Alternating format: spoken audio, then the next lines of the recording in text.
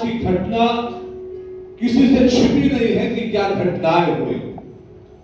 वर्षों हो गए इस बात को सीखते और जानते कि कौन कौन सी बातें वहां पर घटित हो रही।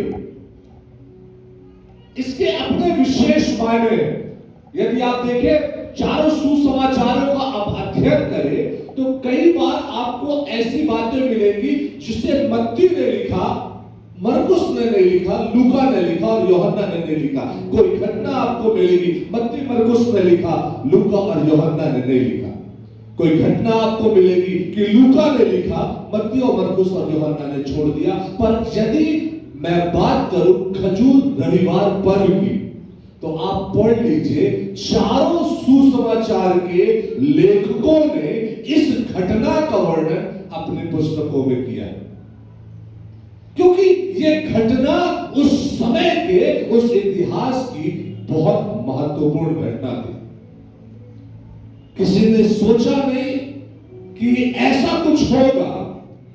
यीशु मसीह ने भी शायद मानवीय रूप से यदि मैं कहूं तो यीशु मसीह ने भी ऐसे जुलूस की कल्पना नहीं की, क्योंकि वह स्वर्गीय परमेश्वर है, सब बातों को जानते हैं। तो आत्मा में उन्हें निश्चित रूप से इस बात का मालूम होगा। पर यदि मैं स्वाभाविक रूप से कहूं तो ऐसी घटना अप्रत्याशित थी कि ऐसा कुछ होने वाला। बाइबल कहती है मत्ती रचित सुसमाचार के 21 अध्याय में कि जब वे यरूशलेम से के निकट पहुंचे और जैतून पहाड़ पर बैतफगे के पास आए तो यीशु ने दो चेलों को यह कहकर भेजा। यदि आप बैतफगे के इतिहास के बारे में अध्ययन करेंगे तो बैतफगे और यरूशलेम की दूरी बहुत ज्यादा नहीं है, बहुत ज्यादा नहीं है, केवल आधा मील की दूरी है। लगभग 0.8 किलोमीटर लगभग उसकी दूरी है। और इतनी दूरी पर यीशु मसीह ने चेलों को भेजा कि जाओ और कुछ जिम्मेदारियां उनके हाथों में सौंप दी कि तुम्हें करना क्या है।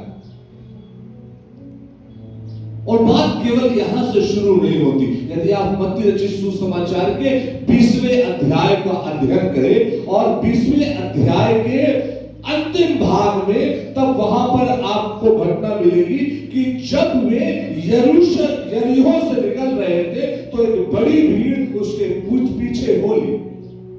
जब वो यरीहो से निकल रहे थे तो एक बड़ी भीड़ उनके पीछे हो ली और लिखा है दो अंधे जो सड़क के किनारे बैठे थे। दो अंधे जो सड़क के किनारे बैठे थे, यह सुनकर कि यीशु जा रहा है पुकार कर कहने लगे कि हे गुरु, हे दाऊद के संतान, हम पर दया कर। प्रियो, जब आज मैं और आप सीखेंगे तो मैं चाहता हूं कि आज जो सब्जेक्ट मैंने चुना, जो विषय मैंने चुना है, मार्ग में, ऑन द रोड। आप अगर सही स्थान में नहीं है तो कभी भी सही चीजों को नहीं पा सकते। अंधे यदि उस दिन उस मार्ग में उस सड़क के किनारे नहीं होते और उस दिन वो कहीं और होते तो मैं सोचता हूं जीवन भर वो अंधे ही होते, कोई अंतर नहीं होता। पर वो अंधे उस दिन उस मार्ग में है जिस मार्ग से यीशु जा रहा है। और जब उन्होंने ये सुना कि इस मार्ग से यीशु जा रहा है, वे शांत नहीं रहे, उन्होंने पुकारना शुरू किया। हालेलुया, पुकारना शुरू किया। वे चाहते तो शांत रह करके शोर सुन सकते थे, वे चाहते तो शांत रहकर अनुशासन बना सकते थे, वे चाहते तो शांत रह करके किसी को डिस्टर्ब नहीं करते। पर बाइबल कहती है जब उन्होंने ये सुना कि इस मार्ग से यीशु जा रहा है, उन्होंने उस बात को जान लिया। आज ही का दिन है जब हमारे जीवन में कुछ बड़ा होने वाला है। हालेलुया, आज ही का दिन है जब हमारी मुलाकात यीशु से होने वाली है और वहां पर बाइबल कहती है वे शांत नहीं रहे, उन्होंने पुकारना शुरू किया क्योंकि उन्हें निश्चितता हो गई थी आज हम देखने लगेंगे। और तब वहां पर बाइबल कहती है यीशु मसीह ने उनसे पूछा तुम क्या चाहते हो कि मैं तुम्हारे लिए करूं? और उन्होंने कहा हे प्रभु केवल ये कि हमारी आंखें खुल जाए।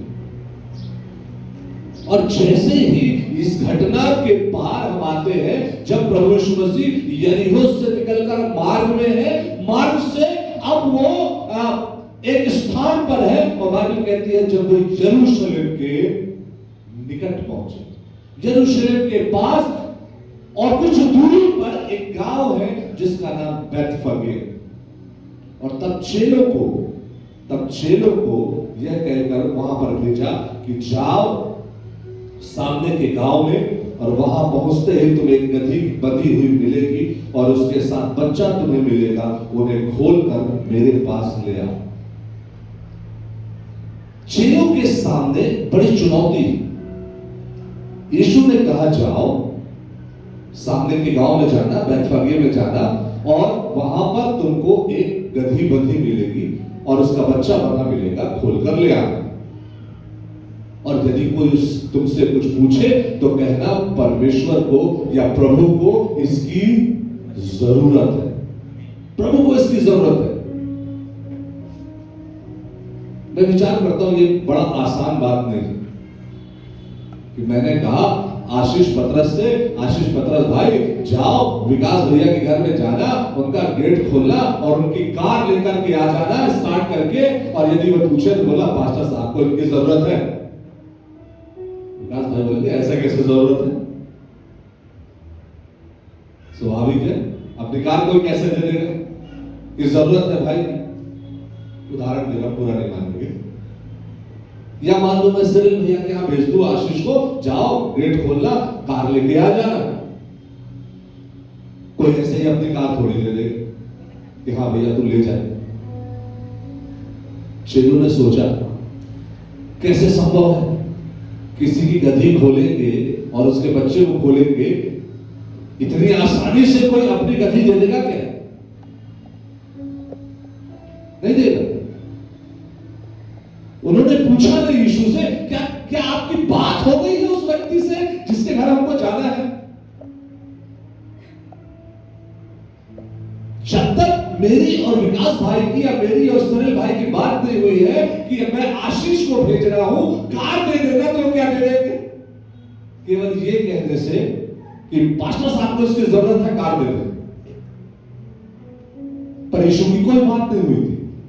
पर चेलों को यह विश्वास है कि यदि यीशु ने कुछ कहा है तो निश्चित रूप से यह बात बहुत महत्वपूर्ण है। वे गए और एक द्वार के पास उन्होंने उस गधी को और उसके बच्चे को बंधा मिला, और जैसे ही उन्होंने खोला, लिखा हुआ उसके मालिक ने आकर पूछा कि क्या करते हो? उन्होंने कहा प्रभु को इसकी जरूरत है, प्रभु को इसका प्रयोजन है। और उन्होंने उसे खोलने दिया और ले जाने दिया बिना कोई प्रश्न के।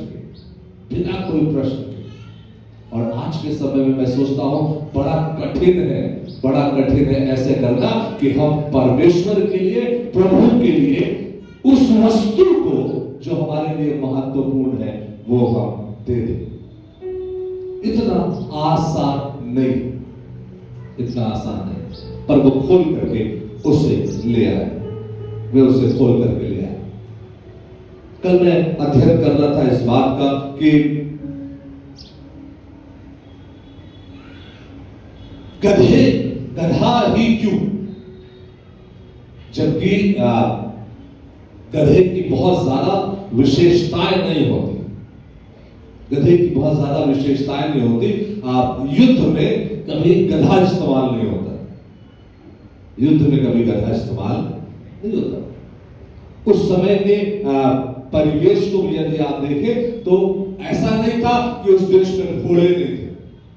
यीशु यदि कहता सामने के नगर में जाओ और फलाने के घर में तुम्हें घोड़ा बांधा मिलेगा, उसे ले आना, और कोई बोले तो बोलना कि परमेश्वर को, प्रभु को इसका प्रयोजन है और वो तुम्हें घोड़ा दे देगा, तो क्या वो घोड़ा नहीं देता?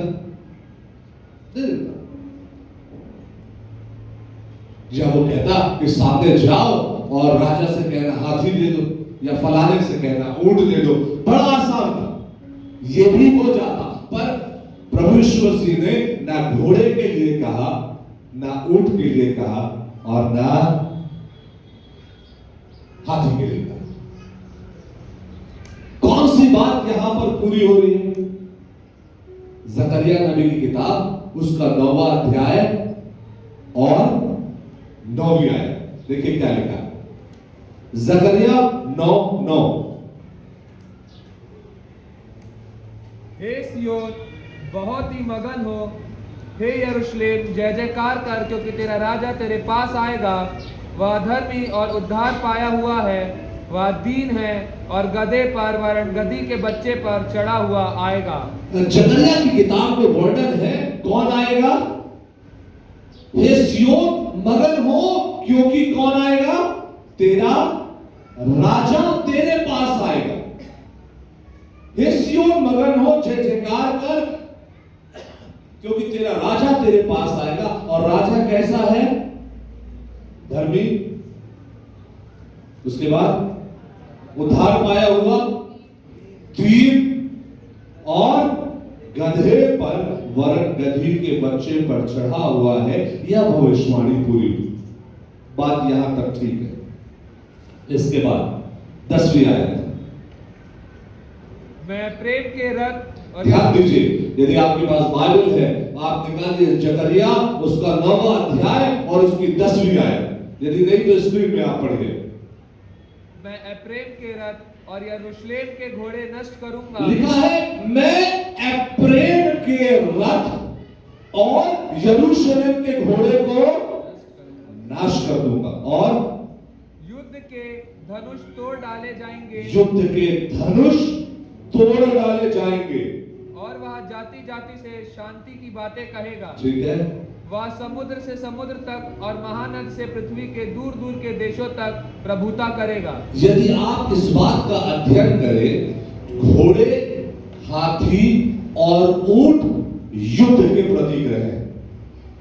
अधिकतर बार युद्धों में इन्हीं जानवरों का इस्तेमाल होता है कि जो राजा थे वो घोड़ों पे जाते थे, या हाथी पर चढ़कर जाते थे, या ऊंटों पर जाते थे। और अधिकतर युद्ध जो होते थे वो इन जानवरों के साथ होते थे। पर गधों पे चढ़ करके कभी कोई युद्ध में कोई राजा नहीं गया। और बाइबल कहती है 10वें अध्याय में, प्रेम से ये कह दे, मैं तेरे घोड़ों को नाश कर दूंगा।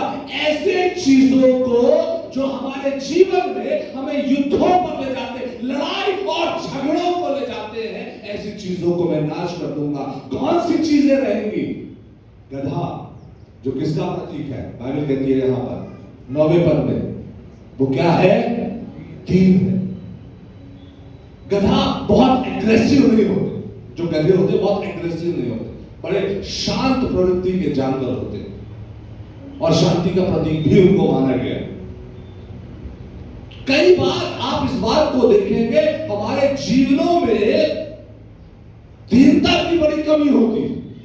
हम बड़े शांत, बड़े कम होते। कई बार हम घोड़ों और हाथी और ऊंटों में चढ़कर युद्ध के लिए तैयार रहते हैं। पर यहां पर युद्ध ये वाला नहीं था। हमको संसारिक युद्ध की बात यहां बाइबल नहीं कह रही। बाइबल कह रही है जो युद्ध है वो आत्मिक है, जो गधे के बच्चे पर लड़ा जाएगा, ना कि घोड़ों और हाथी और ऊंटों पर लड़ा जाएगा। अगर यीशु भी घोड़ों, हाथी और रथों पर आ जाता तो वो युद्ध वास्तव में बहुत खतरनाक हो जाता। वहां उद्धार की बात नहीं होती, वहां पापों की क्षमा की बात नहीं होती। वो युद्ध ऐसा होता जहां पर केवल विनाश की बात होती, केवल विनाश की बात होती। क्योंकि युद्धों में अक्सर विनाश देखेंगे आप।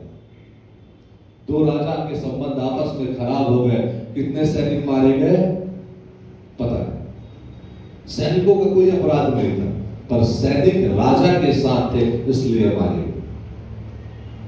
कई बार ऐसा भी होता है प्रियो, हमारे जीवनों में आज इस बात को सीखना है कि परमेश्वर हमें घोड़ों और रथों और ऊंटों के साथ युद्ध की बात नहीं कर रहा, वो मुझे और आपको गधे में चढ़कर आगे बढ़ने की बात कर रहा है कि हमें दीन और नम्र होना, दीन और नम्र होना।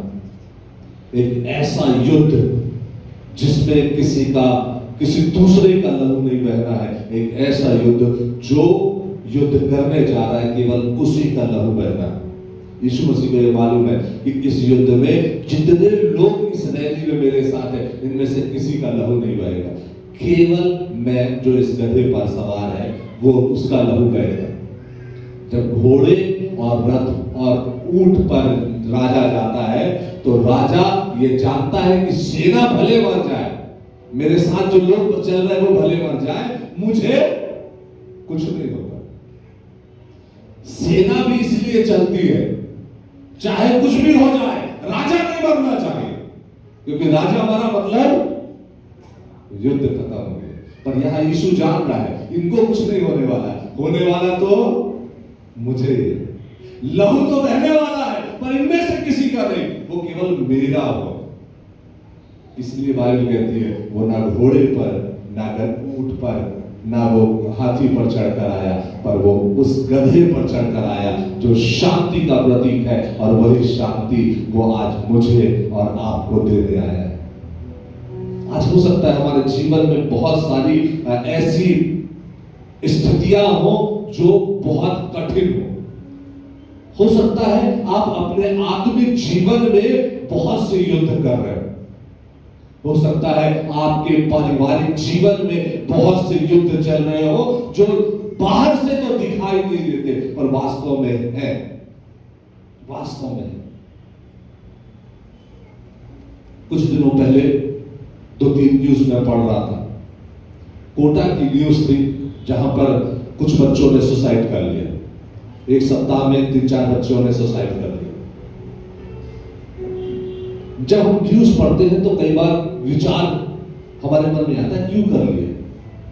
और कल जब शाम को मैं इस विषय पे सोच रहा था तो मैं इसी विषय को सोच रहा था, वास्तव में वो युद्ध में शामिल थे, वो युद्ध में शामिल थे जिसमें उनको सफलता चाहिए थी, जिसमें उनको उस काम में उनको सफलता चाहिए थी कि हाँ हमें इस चीज को करना है, चाहे वो JEEE निकालना हो, चाहे वो नीट निकालना हो या और कोई बड़े एग्जाम्स निकालना हो। और एक समय में उनको ऐसा लगा ये मुझसे नहीं होगा, ये मुझसे नहीं होगा, और तब उस युद्ध में वो हार गए और उन्होंने सुसाइड कर लिया।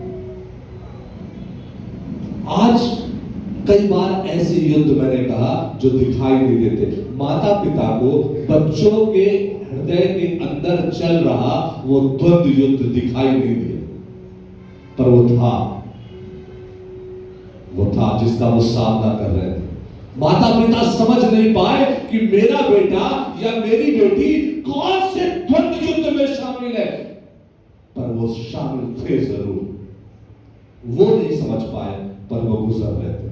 यीशु जब इस युद्ध में शामिल है, कोई नहीं जान रहा है यीशु के भीतर क्या चल रहा है। सबको ये लग रहा है राजा आ रहा है, राजा आ रहा है, राजा आ रहा है और राजा आ रहा है। पर यीशु जान रहा है ये राजा कुछ देर के बाद मरने वाला है, ये राजा कुछ देर के बाद मरने वाला है। आप कई बार कई ऐसे द्वंद्व युद्धों का सामना कर रहे होंगे प्रियो, जो आपको लग रहा है कि आप इसमें से नहीं निकल सकते, पर मैं आपसे कहना चाहता हूं ऐसा कोई द्वंद्व युद्ध नहीं है जिसमें से परमेश्वर आपको निकाल ना सके। ऐसी कोई लड़ाई नहीं जिसमें से परमेश्वर आपको निकाल ना ले। करना क्या है, करना क्या है? बाइबल कहती है वो 2 अंधे जो जीवन में अंधत्व से युद्ध कर रहे थे, उस दिन वो सही मार्ग में थे, सही मार्ग में थे। और जब उन्होंने यह सुना कि यीशु आ रहा है, यीशु आ रहा है, यीशु आ रहा है। उन्होंने कहा प्रभु हम पर दया कर ले, हम देखना चाहते हैं, हम देखने लगे।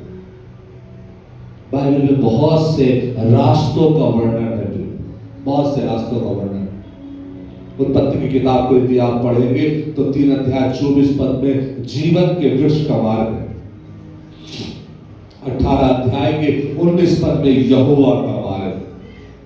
निर्गमन 13 के 18 पद में जंगल का मार्ग है। गिनती के 21:4 में लाल समुद्र का मार्ग है। पहला शामुएल उसके 12:23 में एक सीधा मार्ग है। यशायाह 26:7 में एक धर्म का मार्ग है। यशायाह 26:8 में न्याय का मार्ग है। तो मत्ती 2:12 में दूसरा मार्ग है। मत्ती 7:13 में सकरा मार्ग है। 12 में चौड़ा मार्ग है। और उसके बाद जो कुछ मार्ग है वो बड़े महत्वपूर्ण। चेलों को लेकर यीशु एकांत मार्ग में चला गया कि प्रार्थना करें, प्रार्थना करें। उसके बाद कुछ मार्ग आपको मिलेंगे। एक है खजूर की डालियों के साथ वो मार्ग जिस पर लोग कपड़े बिछा रहे हैं और यीशु उस पर चल रहा है। इस अध्याय को पार करके आप जाएंगे, आपको यीशु मसीह के अदालतों का मार्ग दिखेगा। कभी पिलातुस के सामने तो कभी हेरोदेस के सामने, कभी पिलातुस के सामने तो कभी हेरोदेस के सामने। और उसके बाद सबसे महत्वपूर्ण भाग आता है जब कलवरी का मार्ग आता है। और वो कलवरी का मार्ग दुखों से भरा मार्ग था। उसके बाद आपको दिखाई देगा जब कुछ स्त्रियां द्रव्यों को लेकर कब्र के मार्ग पर चली जाती है। और उसके बाद आपको दिखाई देता है स्वर्ग का एक मार्ग है। जो सड़क है, जो मार्ग है, वो तब भी महत्वपूर्ण थे। वो मार्ग आज भी हमारे लिए महत्वपूर्ण। अक्सर होता क्या है, हमको जब सड़कों का चुनाव करना होता है तो हम कैसे सड़कों का चुनाव करते हैं? अच्छी सड़कें। पिछले दिनों मैं किसी के साथ बैठा था और किसी ने मुझसे पूछा, अनिल ये बताओ हमको यहां जाना है, यहां का रास्ता कौन सा अच्छा हो? मैंने उससे कहा सर अपन यहां यहां यहां यहां और यहां जाएंगे, ये रास्ता बहुत अच्छा है। कैसे अच्छा है? मतलब बहुत कंफर्ट जर्नी है, सड़क बिल्कुल साफ है, आराम से आप कार में जा सकते हैं, सोते हुए जा सकते हैं और आपको कोई डिस्टर्बेंस नहीं होगा। दूसरा व्यक्ति जो मेरे साथ था उसने कहा नहीं रास्ता तो है पर ये थोड़ा लंबा है, ये थोड़ा लंबा, यहां से एक और रास्ता कटता है, यदि इस मार्ग से जाएंगे तो अपना लगभग 40-50 किलोमीटर बच जाएगा। मैंने बोला बहुत बढ़िया। फिर तो बोले हाँ थोड़े से 10-12 किलोमीटर का एक पैच है जो बड़ा खराब है, ऐसे 2-3 पैच पड़े। बोले अरे यार ये तो गड़बड़ बात, और कोई रास्ता? तो बोले एक रास्ता और है, वो यहां से जाता और यहां यहां यहां और यहां से कट के जाएंगे तो यहां पहुंच जाएंगे, पर वो नक्सलाइट एरिया वाला, यदि वहां से जाएंगे तो नक्सली को मिलने की संभावना। बोले तो और रिस्क वाला रास्ता। अच्छा रास्ता कौन सा? बोले ये अनिल अच्छा बता रहा है, यहां से हम सीधा यहां निकलते हैं, भले थोड़ा दूर पड़ेगा पर हम इसी रास्ते से चले जाते हैं। दूसरे दिन वो जर्नी किए और उसी रास्ते पर जो रास्ता कंफर्ट था, उस कंफर्ट रास्ते से होकर के वो अपने गंतव्य तक पहुंचे। कई बार प्रयोग होता ये है कि हम गलत चुनाव करते हैं, गलत रास्तों से चले जाते हैं और हम भटक जाते हैं। एक बार मैं अपने परिवार के साथ जा रहा था और हम लोग एक रास्ते पर चले जा रहे थे और कुछ दूर के जाने के बाद हमें ऐसा लगा हम कहां चले जा रहे हैं, रास्ता तो आगे है ही, कहीं हम भटक तो नहीं गए। एक पहाड़ जिसकी ओर हम आगे बढ़ रहे थे, हमें लग रहा था इसके बाद तो कोई रास्ता होगा ही नहीं, और हम थोड़ी देर के लिए रुक गए कि देखते हैं कोई आता है तो उससे पूछेंगे कि आखिर रास्ता जाता कहां है, क्योंकि हम तो भटक चुके हैं। एक ट्रक आई, हमने उसके ड्राइवर से पूछा ये रास्ता जाता कहाँ है? तो बोले भैया ये रास्ता जो है वो अनूपपुर की ओर जाता है। रास्ता है? बोले हाँ आगे रास्ता है। और फिर हम उस रास्ते पर बढ़ चले, अनजान रास्ते पर जिसे हम कभी नहीं जानते थे, पर हाँ वो रास्ता जाता तो था उस स्थान पर जहां हमें जाना था, पर बहुत कठिनाइयों से भरा हुआ। कई बार हमारे मार्ग में बड़ी कठिनाइयां होती है। पूर्व काल के मार्गों को कल मैं देख रहा था, जो पुरानी सड़कें हमें कैसी बनती थी, कहीं पत्थरों की सड़कें कहीं मिलेंगी, कहीं पर पुरानी, मतलब आज जो अच्छी सड़कें हैं पुराने काल में वैसी सड़कें तो बिल्कुल नहीं हुआ करती। मैं कई सड़कों का अध्ययन कर रहा था, रोमन सड़कों का अध्ययन कर रहा था कल रात को बैठ करके, कि रोम में कैसी सड़कें हुआ करती थी, इजराइल में कैसी सड़कें हुआ करती थी, रेतीले स्थानों की सड़कें कैसी होती है, बहुत सारी चीजों। और आज की सड़कों के बारे में जब हम पढ़ते हैं बिल्कुल डिफरेंट है। पर एक बात जरूर है, मार्ग जो है, जो रास्ते हैं उसके बहुत मायने हैं। अच्छे रास्ते, सही रास्ते आपको सही स्थान पर पहुंचाते हैं, और गलत रास्ते या ऐसे रास्ते जो ठीक नहीं है वो कई बार हमको गलत मार्गों पर ले जाते और हमें कई कठिनाइयों का सामना करना पड़ता है। दो रास्ते हैं जहां अंधे बैठे हैं, और एक रास्ता जहां पर यीशु मसीह नगर में प्रवेश कर रहा है उस गधे पर सवार होकर। और आप देखेंगे हो क्या रहा है, जब वो नगर में प्रवेश करता है तो लिखा हुआ है जब वो गधे में बैठकर नगर में प्रवेश कर रहा था तो लोगों ने अपने, यहां लिखा है 5वीं आयत में, सिय्योन की बेटी से कहो देख तेरा राजा तेरे पास आता है और वह नम्र है और गधे पर बैठा वरन लादू के बच्चे पर है।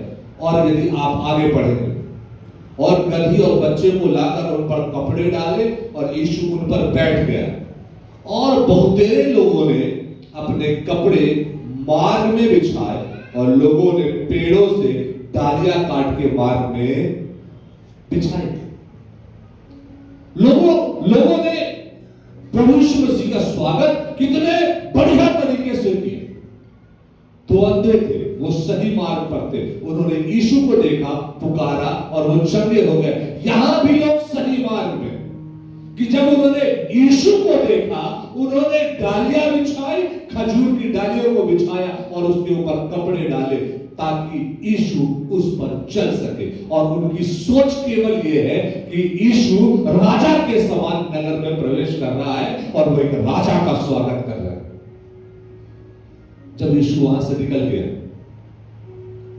लोगों ने अपने कपड़ों को उठा लिया हो, जो कपड़े उन्होंने मार्ग में बिछाए थे उन कपड़ों को उठा लिया होगा, घर पे ले जाकर लगाया होगा, दीवार पर टांग दिया होगा। क्या कहा होगा, ये वो कपड़ा है जिस पर हमने राजा को चलते हुए देखा।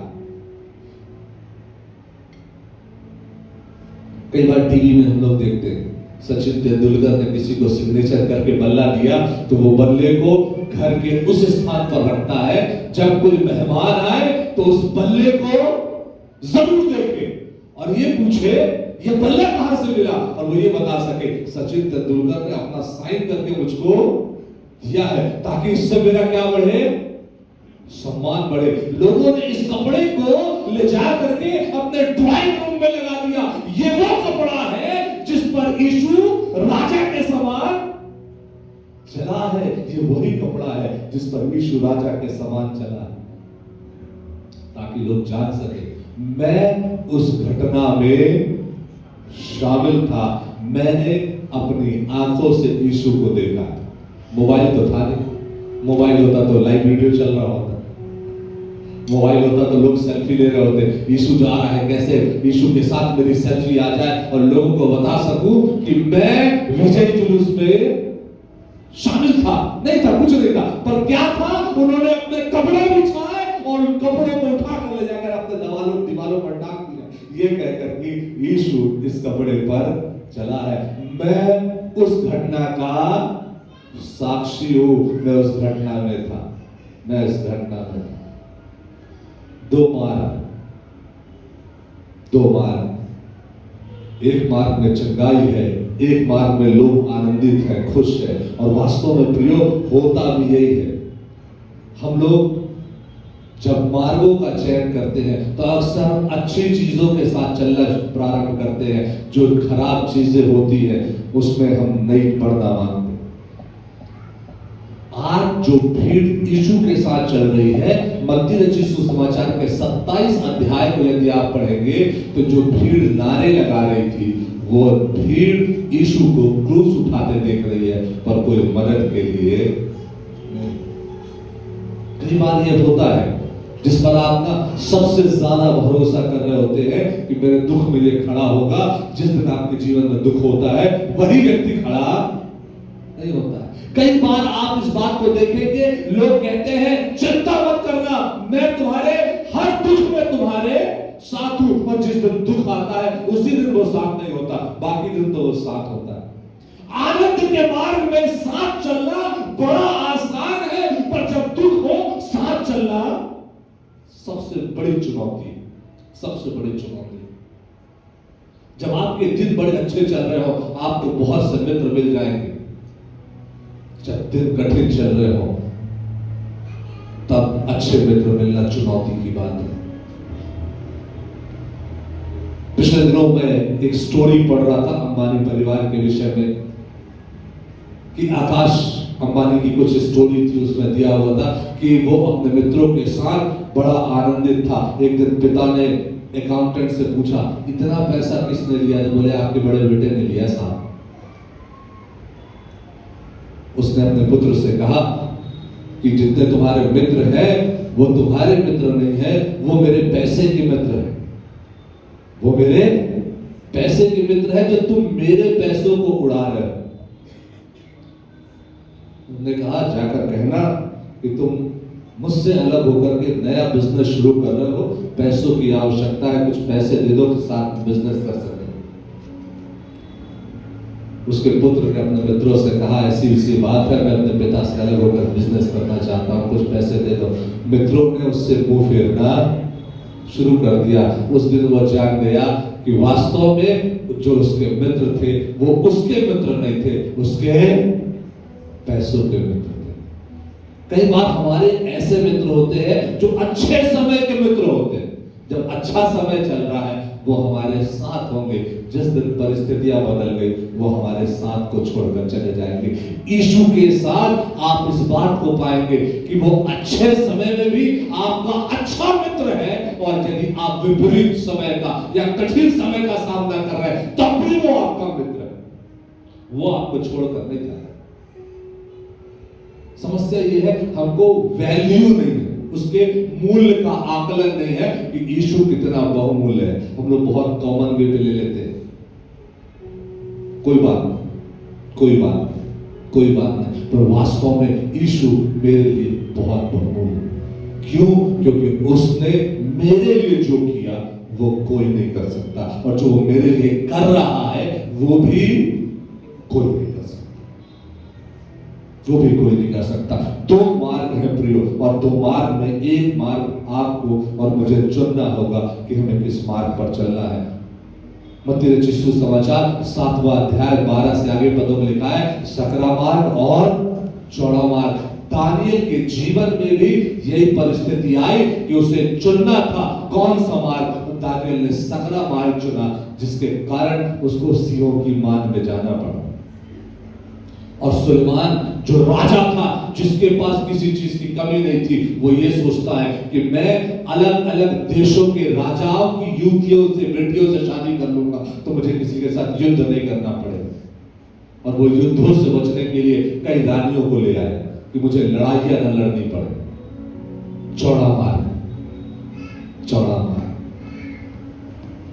यहूदा इस्करियोती के विषय में यदि आप पढ़ेंगे, यहूदा ने चौड़े मार्ग को चुन लिया। उसे पैसे दिखाई दिए, यीशु ने उसे पैसे दिखाई दिए, यीशु ने चेलों को यीशु दिखाई दिया, पैसा। पुराने नियम के नबियों और भविष्यद्वक्ताओं के बारे में पढ़िए, उन्होंने सकरे मार्गों को चुना। जो परमेश्वर ने कहा वो उन्होंने कहा, कोई मिलावट नहीं।